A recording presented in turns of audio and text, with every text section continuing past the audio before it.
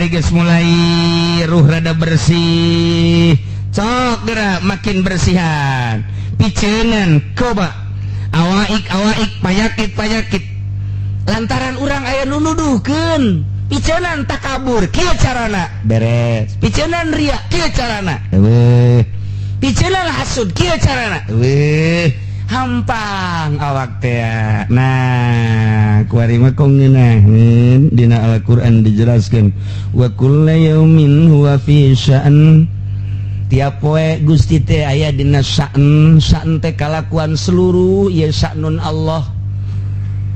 Diberangkeun ku sya'nun Allah, dipetingkeun ku sya'nun Allah, dipanaskeun sya'nun Allah, tiriskeun sya'nun Allah, urang diuk sya'nun Allah, urang nangtung sya'nun Allah. Keun heula urang babalik ka diri urang.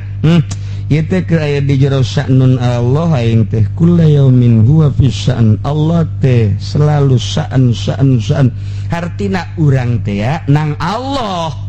Kukumaha ge nangtung urang ku Allah, diuk urang nang Allah, sagala urang nang Allah. Tak kuari geus datang ka dinya lantaran hirup urang teh bersyariat. Syariat mah mun ditanya sayruhu ilaen leumpangna ka mana? Ilallah. Urang mun carita syariat de ka mana? De ka Allah. Buah berangkat boh henteu. Syariat tah ilallah. Ketika urang norekat sayruhu lillah, eukeur karena Allah. Ker salat karena Allah, ker ngaji karena Allah, haji karena Allah, lillah tarekat ngaranna.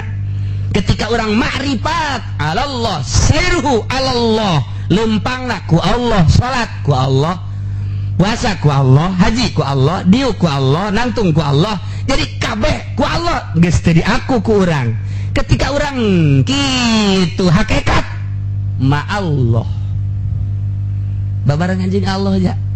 Ya urang itu keluar juga Allah ngan urang maka hijab bae sok geura ge ketika urang nangtung deuk salat nu nangtungkeunna Allah berarti aya dabru Allah. Allah teh al mudabbir urusan Allah ditangtungkeunna ku saha ku hese-hese amat maka jeung Allah